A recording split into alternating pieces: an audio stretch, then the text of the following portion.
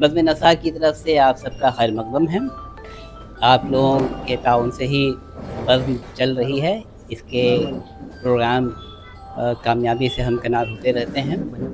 आज बज़्म की तरफ से जो जलसा है वो ख़ुसूसी जलसा है, इसलिए कि आज आप मतलब के लोग जानते हैं कि बज़्म का माहाना जलसा हर महीने के पहले शनिचर की शाम मुनक़िद होता है।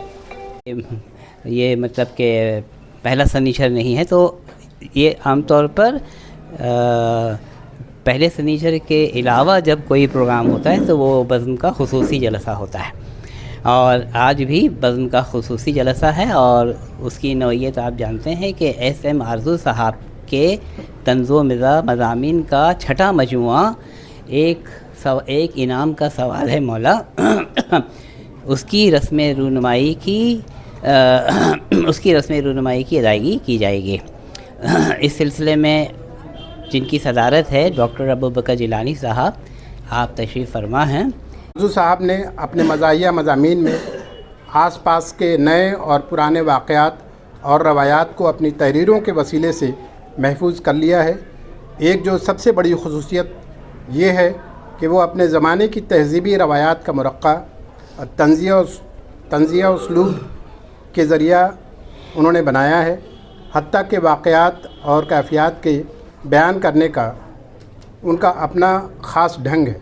उनकी चटखारेदार ज़ुबान से हर ख़ास व आम के नशात आराइयों और शगुफ्ता सामानियों के साथ नई ज़िंदगी अता होती है। नतीजा फ़िक्र नटखट अज़ीम आबादी। ये जो एस.एम. आरज़ू हैं, शख्स हैं एक बाकमाल। इनकी तहरीरें हुआ करती हैं बिल्कुल बेमिसाल। हाल में शाया हुई है इनकी 11वीं किताब, जिसमें वो इनाम का मौला से करते हैं सवाल। हर तरफ से लग रहा है कि किताब अच्छी है, ये कुछ कमी लगती नहीं इसमें, यही सबका ख्याल। टाइटल इसका है बेहद खुशनुमा और दीदा ज़ेब। इसमें क्यों होगा भला हम दोस्तों को कीलो काल। है मज़ामीन इसमें 33 कुछ अजब अंदाज के, सब में है तंज़ो ज़राफ़त के भरे पुरलुत्फ़ माल। हैं मज़ामी एक से एक बढ़कर ये सारे तंज़ की जो चाशनी है इससे होता है धमाल। पढ़ के खट्टे मीठे मज़मू लब पे आता है मज़ा, फिर टपकने लगती है मुँह से मियाँ थोड़ी सी राल। पुश्त पर इनकी जो है तस्वीर वो है दीदा ज़ेब, अब तलक आतिश जवां है का बयां करती है हाल।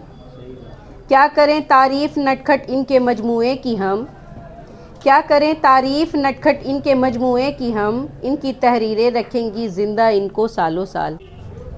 गहराई से उनकी किताबों का मुताला करता हूँ और मुझे ये कहने दीजिए कि वो जो किताबें तसनीफ़ करते हैं उनमें एक मेयार है, सिर्फ लाइब्रेरियों में सजाने के लिए नहीं है, ताक पे रखने के लिए नहीं।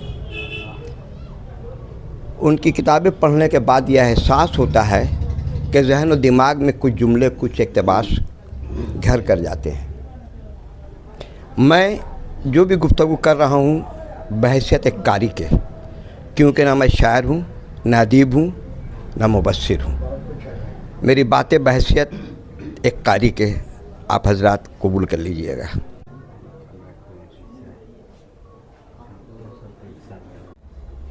मज़मून का उन्वान जैसा है, एक इनाम का सवाल है मौला की अक्कासी। ऐसे मालूम एक कहावत है, अदब घाटे का सौदा है। शोरा उदबा की ज़िंदगी भी अजीब होती है। माश, घरेलू मसाइल और कुंबे की जिम्मेदारियों को बोझ उठाते हुए भी अदब की तख्लीक करते हैं, जिसे शाया करने की गरज से अखबार और रिसाले में डाक से इरसाल करते हैं। अब इंटरनेट का ज़माना है, मोबाइल पे भी पैसे खर्च होते हैं, मगर नाम के सिवाय कुछ भी नहीं मिलता। हाँ, उर्दू एकेडमी की रिसालों में कोई तकलीफ छपती है तो कुछ रुपए मिल जाते हैं, मगर इससे रोज़मर्रा की ज़िंदगी नहीं चलती। मजबूआ भी खुद से छाप कर दोस्तों में बांट दिया जाता है, थोड़ी शोहरत मिल जाती है। इसी तरह ये अदबी कारोबार एक ज़माने से चला आ रहा है। ऐसे में कोई शायर व अदीब अपनी किताब मंजर-ए-आम पर लाता है वाकई काबिल सताइश है। इस दायरे में हमारे दोस्त एसएम आरजू भी आते हैं जो मगरबी बंगाल की उर्दू अदबी हल्के में तंज़ुम मिज़ाह के मैदान में अपनी शनाख्त बनाई है। इस मौजू पर अब तक उनकी 6 किताबें शाये हो चुकी हैं। वो आए शहर में मेरे 2012, मेहमान तुम कब आओगे 2016, मियाँ कल्लन का रिटायरमेंट 2017, ज़िंदगी बदल डालो 2019, जाए तो जाएं कहाँ 2022, एक इनाम का सवाल है मौला 2024। 12 साल के अरसे में 6 मजमूए उर्दू अदब में पेश करके एक अहम कारनामा अंजाम दिया है जो आम फनकार की बस की बात नहीं है। उनकी इस काबिज को मेरा सलाम और मुबारकबाद। मौला इसमें एक उन्वान है कि वोट आला तालीम, इसमें एक पोजीशन है कि आला तालीम याफ्ता का भी एक वोट, जिसने कभी स्कूल का रुख भी नहीं किया इसका भी एक वोट, डॉक्टर, मरीज, मंतरी, संतरी, ये एक ऐसी बराबरी है जो किसी और शोबे में नहीं है। वो वोट बहुत ही सख्त जहाँ है, इसके लिए सियासत, मोहब्बत, भाईचारगी, कत्ल, खून, लूट मार करते हैं लेकिन वोट को नहीं छोड़ते। ये एक ऐसा मौजू है जो वाकई हम तमाम लोग पूरे हिंदुस्तान में इस किस्म के वाक़यात होते रहते हैं कि एक वोट के लिए लोग जान दे देते हैं और जान ले लेते हैं। मोटी मोटी रकम देकर वोट खरीदी जाती है। बहुत सारे मामला हैं सिर्फ वो मनसब नसीनी के लिए। जब आपका वोट जब ले लेते हैं उसके बाद में उसकी जिम्मेदारी हो जाती है कि हालांकि जिस उम्मीद के साथ हम वोट देते हैं उस उम्मीद पर अगले वाले उतरता नहीं। पहले तो वो हाथ जोड़ कर आते हैं, बाद में हमें हाथ जोड़ कर जाना पड़ता है उनके पास, उसके बावजूद भी काम नहीं हो पाता। छोटे से छोटा काम के लिए भी मुझे बहुत बार जाना पड़ता है। इस वोट के हवाले से जो उन्होंने रकम किया मैं उनको मुबारक देता हूँ। और इसमें एक और इंशाइया है कि एक इनाम का सवाल है मौला। जैसा कि एक मंदिर में गरीब आदमी भीख मांग रहा था, 100 रुपये दे दो भगवान, इसके पीछे खड़ा इंसान 10 करोड़ रुपये मांगने का इरादा लेकर आया था। लेकिन जैसे ही वो मांगना चाहता था इसके कानों में वही आवाज़ गूंजती थी कि 100 रुपये दे दे भगवान। आखिर तंग आकर इसने अपनी पॉकेट से 100 रुपये का नोट निकाल कर उस शख्स को हाथ में रख दिया और कहा कि तुम्हारे 100 रुपये मिल गए, अब तुम जाओ, भगवान को मेरे 10 करोड़ का इंतजाम करना है। तो ये जो मौजू है, ये उन्वान है जो कि एक इनाम का सवाल है मौला, तो ये भी जो है इनाम के लिए आज जो बहुत तरह से लोग हरबा इस्तेमाल करते हैं जो आम लोगों के लिए नहीं। लेकिन एक चुभता हुआ सवाल जो ये है, जो एक साहब गए भगवान के सामने 10 करोड़ के लिए, लेकिन उसके सामने जो है ना 100 रुपये का मुतालबा कर रहा था। और यह बहुत खूबसूरत अंदाज में, इसी का नाम इंशाइया को खूबसूरत अंदाज में उन्होंने पेश करके अपनी बात को मुकम्मल करने की कोशिश। इस सच्चाई के साथ इस बात का ऐलान किया जा सकता है कि अब फ़रोग़ उर्दू से ज़्यादा बक़ाए उर्दू की ज़रूरत है। इसलिए कि जिस तेज़ी से लफ्ज़ों को बदलने और बाज़ लोगों के तरफ से फिर दावे आने लगे हैं कि इस ज़ुबान को देवनागरी रस्मुल ख़त में भी लिखा जाना चाहिए, ये सब दावे आने वाले वक्तों में उर्दू के मुस्तक़बिल के लिए अच्छा नहीं है। कोई भी दावा इस सिलसिले का अच्छा नहीं है। ऐसे में एक अदीब शायर की एक किताब मंजर-ए-आम पर आए और उस खूबसूरत उर्दू की महफिल में हम लोग दीवानावार इस तरह कुर्सी एक भी खाली नज़र नहीं आ रही है, हम लोग इस तरह मौजूद है, इसलिए आपको मुबारकबादियाँ मैं पेश करता हूँ बशमूल मन। चलिए, ये बहुत बड़ी बात है, उर्दू वालों की महफिल में जगह बैठने की नहीं मिलेगी। किसी ने बताया आपको, उसने मिसगाइड अगर करना चाहा तो अल्लाह उसकी हिदायत दे, अगर उसने सच्ची बात कही है तो अल्लाह उसको और बरकत दे उसकी ज़ुबान। उनके हवाले से मेरे सामने आया और वो था 3 दामादों का किस्सा, है ना। उस ताल्लुक़ से तो मुझे बड़ा दिलचस्प लगा कि एक आदमी जो अहद की नारसाइयों पर इस तरह से यानी बोलने का हौसला रखता है तो भाई उनके करीब जाया जाए, उनको समझा जाए। तो चंद बातें तो उस मज़मून के ताल्लुक़ से हैं और चंद बातें इस किताब के ताल्लुक़ से। जनाब एसएम आरजू मेरे काफ़िला फ़काहियात के मर्द मैदान हैं और तवातुर के साथ ज़रीफ़ाना निगारशात के ज़रिए अदबी समाज में अपनी हाज़िरी दर्ज करा रहे हैं। फ़काहियात बड़े काम की चीज़ है। मेरा मानना है कि तीर तफंग जहाँ नाकाम हो जाए वहाँ मुज़हिकात मौसर ढंग से अपने फ़राइज़ अंजाम देने की सलाहियत रखती हैं। ज़माने की नारसाइयाँ तंज़ुल-मिज़ाज का बुनियादी मुहर्रिक है। जहाँ कमियाँ और कोताहियाँ ज़्यादा होंगी, तंज़ुल-मिज़ाज के इम्कानात ज़्यादा रोशन होंगे। मौजूदा अहद नारसाइयों की आमाजगाह है। हर कदम पर नाइंसाफ़ियाँ हैं, कुछ तो खून का बाज़ार गर्म है। ये सूरत हाल कमोबेश गिरदोपेश के माहौल और गली कूचों से लेकर सूबाई, मुल्की और आलमी सतह पर फैली हुई है। इंतहा यह है कि मुल्की निज़ाम की तमाम मशीनरियाँ भी एक साथ मिलकर हक़ और इंसाफ के हदफ को यकीनी बनाने से कासिर हैं। हरचंद के इन तल्ख़ हक़ाइक़ का इदराक समाज के हर ज़ी शऊर फ़र्द को है, ताहम इन समाजी मज़मूमात से निबात आज़मा होने और जुल्म व उद्वान के ख़िलाफ़ आवाज़ बुलंद करने का हौसला शायद बायद ही लोग जुटा पाते हैं। ऐसे परागंदा माहौल में तंज़ियात व मुज़ाहरात का दम गनीमत है, जिसने मज़लूमों की हमेशा हमनवाई की है और इंसानी शर्फ़ व मज़द का अलम बुलंद किया है। तारीख़ से वाकिफ़ सभी हैं, कोई ऐसा कारी यहाँ नहीं है जो उर्दू की तारीख़ से वाकिफ़ नहीं है। मैं तारीख़ की तरफ ले जाना चाहूँगा सिर्फ़ इशारे तौर पर कि आप देखिए, गैर उर्दूदां हज़रात ये शिकायत करते हैं कि उर्दू ज़बान की इब्तिदा मुस्लिम फ़ातिहीन के ज़रिया हुई। ये शिकायत आज भी सुनने को मिलती है।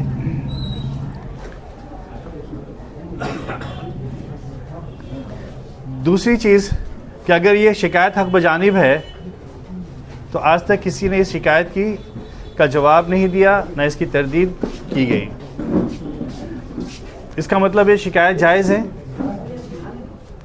लेकिन सवाल ये पैदा होता है कि क्या दिल्ली सलातीन के हुक्मरान हज़रात या मुग़लिया सल्तनत के हुक्मरान हज़रात ने उर्दू ज़बान के लिए कुछ किया है?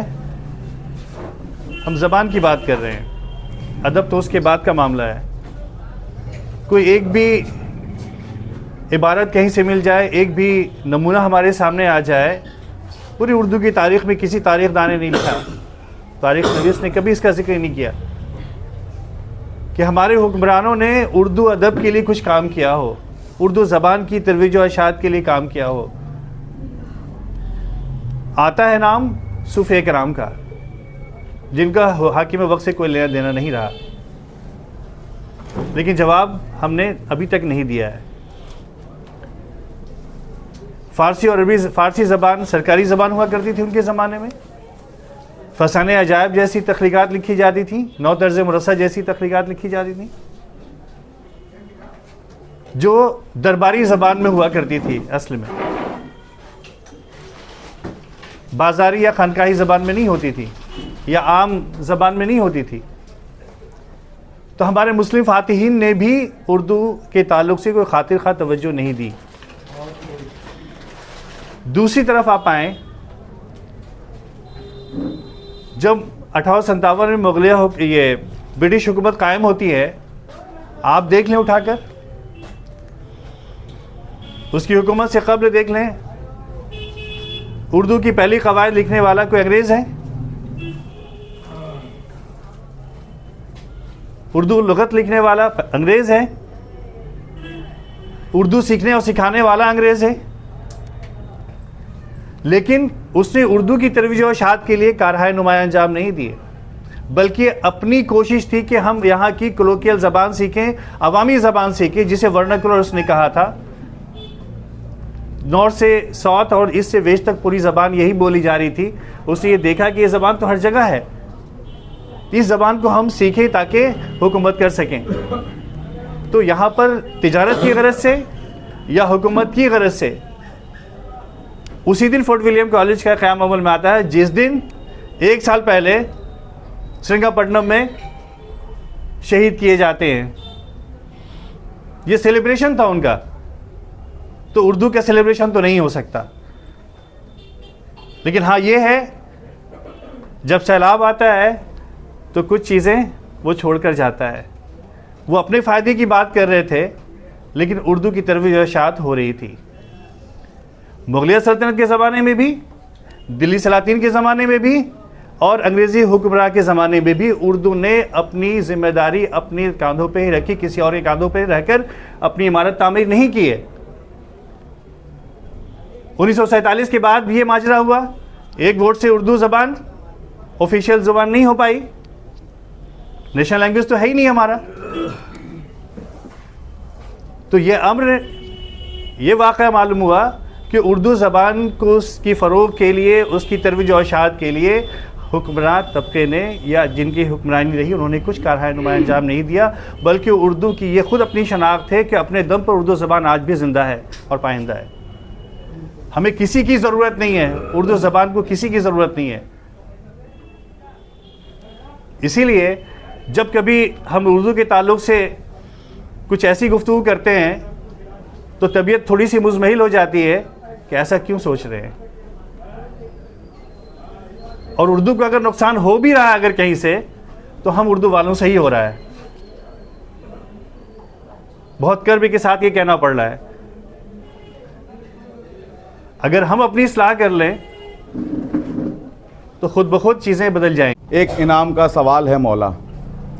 अरे मेरे भाई, अब वो ज़माना गया कि जब अवार्ड लेने के लिए आप पैसे लेकर घूमते थे, लोगों को खुशामदें करते थे। आजकल तो ऑनलाइन अवार्ड मिल रहा है। बोलिएगा, मैं ज़ैबुन्निसा ज़ैबी का नाम आपको बता दूंगा। कराची में वो कहाँ, हाँ, पाकिस्तान में बैठकर, और वो एक एक बार में थोक के हिसाब से 300 अवार्ड बांट देती हैं। उनके पास साहब का नाम भेज दीजिए। हाँ, उसके अलावा फिलअप करना पड़ता है। अब अगर आपको ऑनलाइन में तकलीफ है तो ऑफलाइन भी हो जाता है। बस आपको इतना करना था कि किसी हैदराबादी को आज आप यहाँ दावत दे देते, एक साथ 10-15 लोगों को एक पीला पीला वो एक कपड़ा उड़ा के और सबको उर्दू का अनमोल रतन बना देते। गुलाबी लाल। हाँ, अब चेंज हुआ है रंग। तो अवार्ड तो ऐसे मिल रहे हैं थोक के हिसाब से जी। मजे की बात सुनिए, एक दिन फेसबुक में किसी ने अपना वही जो ऐसा वाला होता है, क्या बोलते हैं उसको, लगा के और कहा कि साहब मुझे जो है आज उर्दू का अनमोल रतन अवार्ड मिला। मैंने मुबारकबाद दे दी। हुआ ये कि चंद घंटों के बाद एक दूसरे शख्स ने कहा कि मुझे उर्दू का अनमोल रतन अवार्ड मिला। मैंने कहा साहब आप कह रहे हैं आपको मिला? एकदम सच्चा वाकया बता रहा हूं। मैंने कहा फला ने तो कहा कि उसको मिला है। बोला हाँ उसे भी मिला है। 11 लोगों को मिला है। और वो मिला कैसे सुनिए, कोई अवार्ड फंक्शन नहीं था। ईरान सोसाइटी में एक किताब का गालिबन इजरा था या मुज़ाकरा था, है?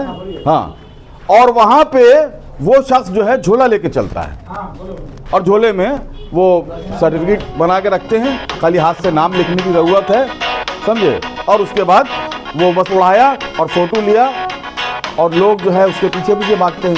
तो अब तो ऐसा है कि अवार्ड लेने वाला आगे आगे और मैंने देने वाला बल्कि दौड़ रहा है, वो अवार्ड ले लो। अल्लाह का शुक्र है कि मैं अब तक बचा हुआ हूँ। पता नहीं कमाल भाई भी बचे हुए हैं शायद, आप बचे हुए हैं ना? हाँ। तो ये हालत है, समझे। लिखना मैं समझता हूँ कि एक्स्ट्राऑर्डिनरी जिसका दिमाग होता है, जिसका एक तो तख्लीकी है, लोग शायरी और अफसाना लिख रहे हैं, लेकिन सटायर के लिए एक कुछ ख़ास दिमाग होता है जो मौजू चुनता है और उसको अपने अंदाज से बरतता है।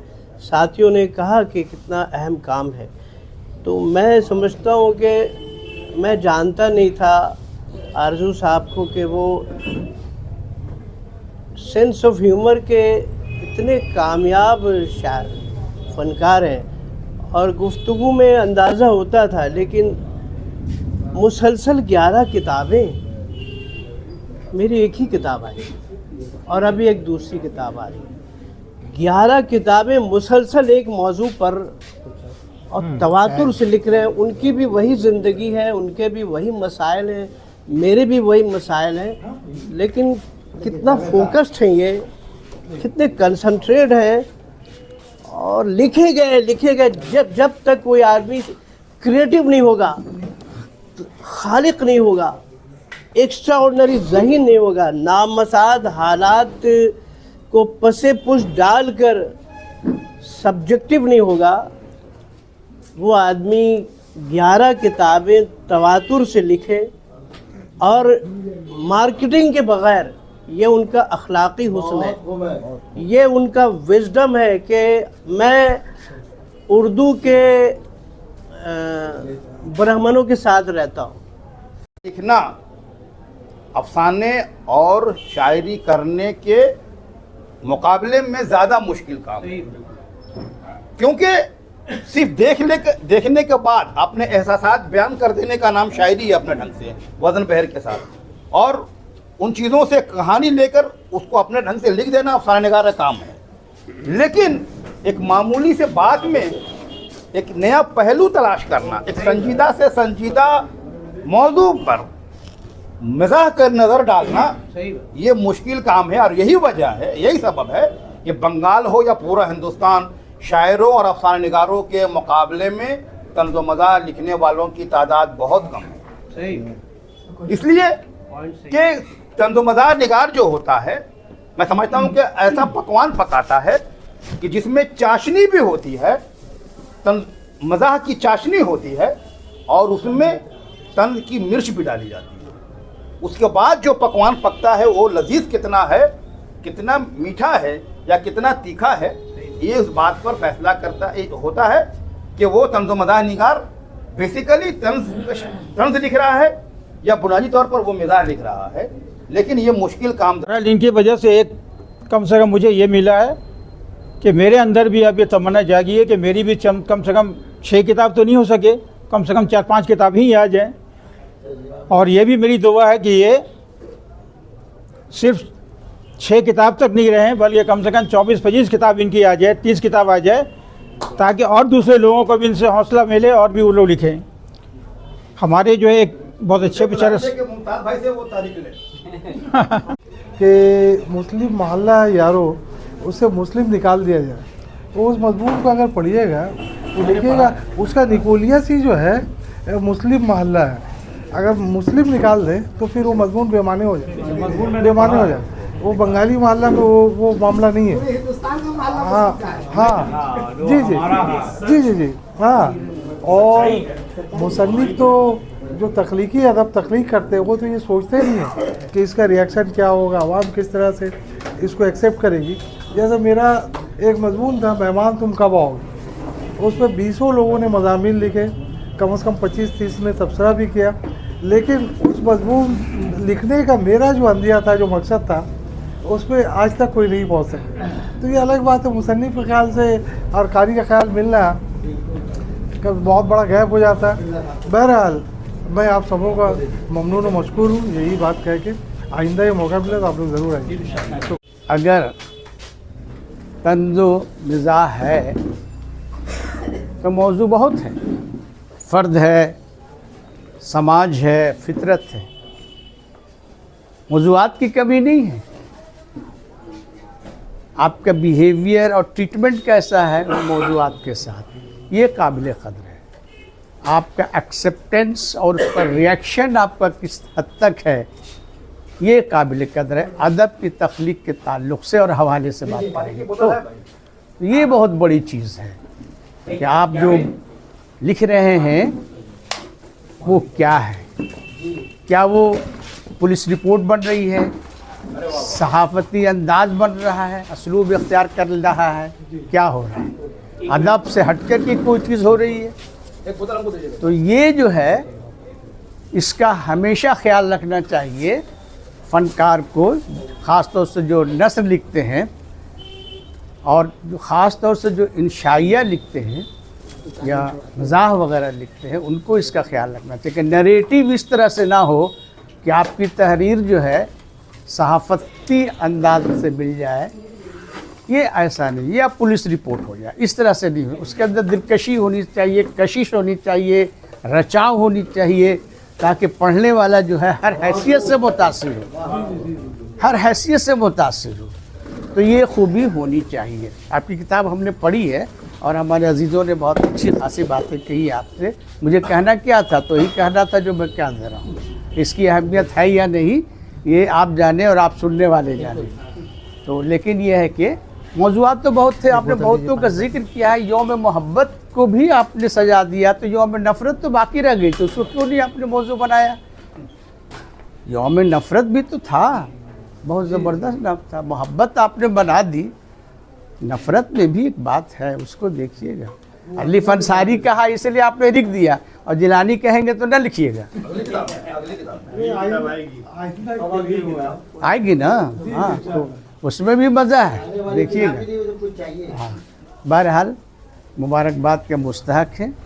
बहुत लिखा है आपने, बहुत मौज़ूआत का अहाता किया है, और राइटिंग्स के हवाले से इम्तियाज़ वहीद का जो मज़मून है उसको 1-2 मरतबा और आप पढ़ लीजिएगा। हमने पढ़ा उनका मज़मून आज के अखबार में, आप पढ़ लीजिएगा, हैं, बहुत सी बातें आपको उसमें मिल जाएंगी। बहुत ही कायदे से उन्होंने तहज़ीब और एक मुहज़्ज़ब अंदाज जो होता है लिखने वाले का, वो उन्होंने लिखा है। उन्हीं की बात हम आपसे कह रहे हैं। थोड़ा सा वो क्या कहते हैं, ज़रा सा बदल करके, तो इसका ख्याल रखिएगा। बहुत बहुत शुक्रिया आप हजरात का, और आपने बहुत अच्छी किताब लिखी। बहुत सारे मौज़ूआत थे, डे टू डे ज़िंदगी की जो मौज़ूआत को आपने अहाता किया ना भाई, बहुत उम्दा, बहुत अच्छा।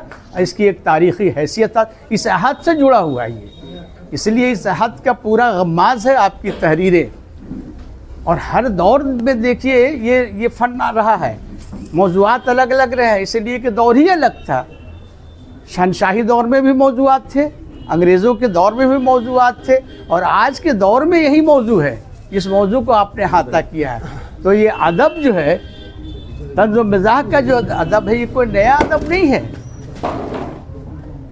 वो समझिए कि बादशाहों के दौर में वो दौर वैसा था, इसलिए उसी अदब, उसी अंदाज से लिखा जा रहा था। अंग्रेज़ों के दौर में भी जो लिखा गया वो दौर उसी तरह से था, और आज जो आप लिख रहे हैं वो इसी दौर में यही लिखा जाना चाहिए था जो आप लिख रहे हैं। ये बहुत बड़ी सच्चाई और हकीकत है। और एक